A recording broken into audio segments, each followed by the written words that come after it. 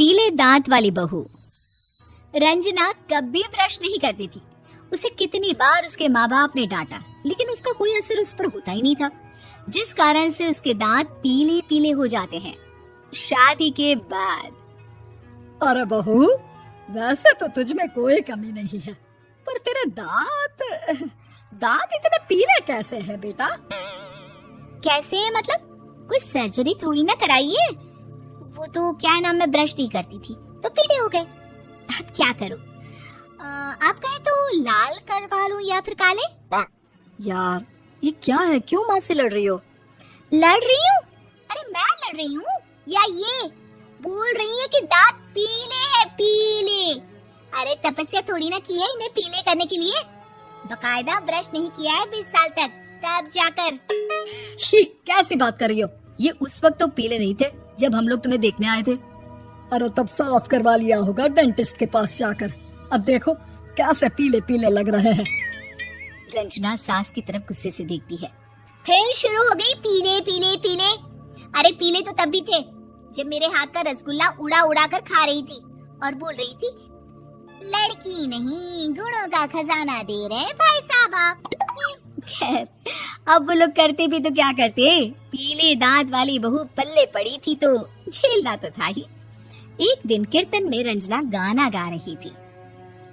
अरे कमला बहन, माँ का द्वार है, यहाँ तो सब शुद्ध होकर आते हैं, फिर अपनी बहू को ब्रश भी नहीं करवाती तुम। दूर से पीले पीले दांत भक्ति में बाधा उत्पन्न कर रहे हैं। अरे कोई 2 साल की बच्ची थोड़ी ना लेकर आई हूँ मैं बहू बनाकर। अच्छी खासी लड़की है, अरे कैसे करवाऊं ब्रश? ये तो उसे खुद करना चाहिए ना। अब माँ बाप तो इसके जैसे तैसे निपटा दिए, ये नहीं सोचा कि सास कैसे संभालेगी। सास बहू को लेकर घर आ जाती है, लेकिन सोच लेती है कि अब इसे लेकर कहीं नहीं जाएगी। अगले रोज बहू कहती है, अरे क्या हो गया, मंदिर नहीं जाना क्या? कीर्तन का वक्त हो रहा है। मेरी मधुर वाणी से कान्हा जी जागते हैं और सोते हैं। आप तो जानती है ना उनकी भक्ति में कितना मन लगता है मेरा। वो क्या है ना, तबीयत ठीक नहीं लग रही है मेरी, आराम करूंगी मैं। तबीयत ठीक नहीं लग रही? अभी तो मिथुन के गाने पर नाच रही थी आप, और आप बोल रही है कि तबीयत ठीक नहीं लग रही। अरे भक्ति में मन लगा लो सासू माँ, ऊपर जाना है, क्या मुंह दिखाओगी आप? हाँ? सास को बहू की बात पर गुस्सा आ जाता है। मैं क्या मुंह दिखाऊंगी, इसकी चिंता तो ना कर, समझी? अपने मुंह की चिंता कर, जो ये पीले पीले दांत लेकर हर जगह पहुंच जाती है। पता है लोग कितना मजाक बनाते हैं। ना जी ना, मैं नहीं जाना कहीं तेरे साथ। तो ये बात है। कोई ना, मत जाओ, मैं अपने कमरे में ही बैठकर भक्ति कर लूंगी। ऊपर वाला दांत थोड़ी ना देखता है, मन देखता है, भावना देखता है। और अरे बस बस, तू सब कुछ दिखा, बस ये सफेद चमकदार दांत ना दिखाना किसी को, है? जा यहाँ से। बहू को सास की बात का कोई फर्क नहीं पड़ता। वो तो जैसी थी वैसी ही रह जाती है। सुबह नहाकर किचन में खाना बनाना, फिर खाना खाना, कीर्तन भजन करना और सो जाना। एक दिन, माँ जी मैं सहेली के घर जा रही हूँ, शाम को लेट आऊंगी। हाँ, तो जाना, मैंने कौन सा तेरी आरती करनी है घर पर बैठकर। रंजना सहेली के घर जाती है, जहाँ वो पार्टी में जाने की तैयारी कर रही होती है। अरे शिखा, कहाँ जाने की तैयारी कर रही है? मैं गलत वक्त पर आ गई क्या? अरे नहीं यार, उल्टा सही वक्त पर आई है। मैंने ये साड़ी और ज्वेलरी निकाली है यार, शाम को इनके ऑफिस की एक पार्टी में जाना है। बताना कैसा लग रहा है ये सब? नहीं यार, इस ड्रेस के साथ तो वो वाली ज्वेलरी अच्छी लगेगी। हाँ सही बोल रही है, मैंने ध्यान ही नहीं दिया। वैसे तो हमेशा से मस्त फैशन सेंस रखती है। तो बड़ा जाती होगी ना पति के साथ पार्टी में। रंजना कुछ नहीं बोलती, बस सोचती है कि यार काश ये बात सही हो जाती, पर मैं क्यों नहीं जाती पार्टी में?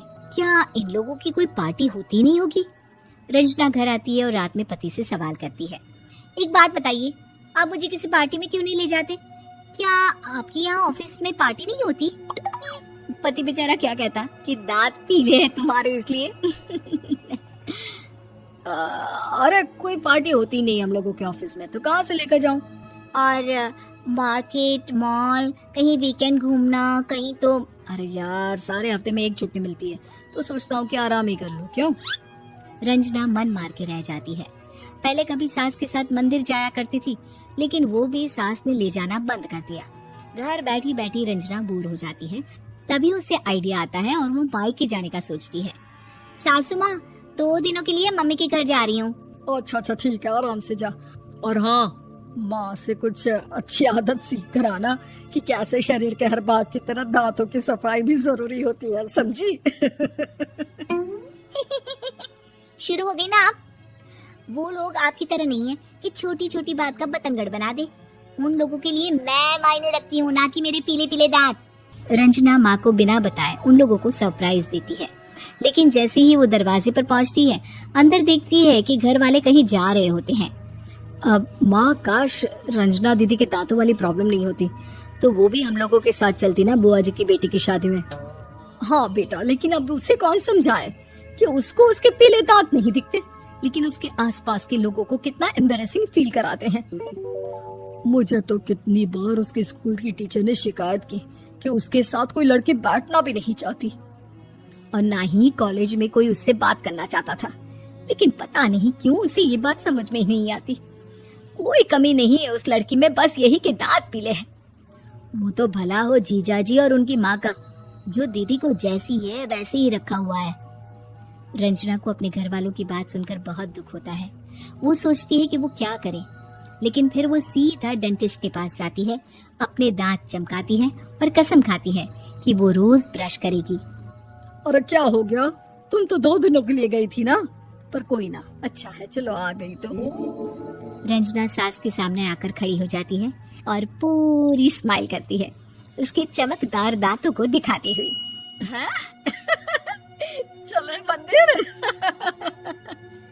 माँ, मुझे माफ कर दीजिए, मैंने आप लोगों को बहुत एम्बैरेसिंग फील करवाया।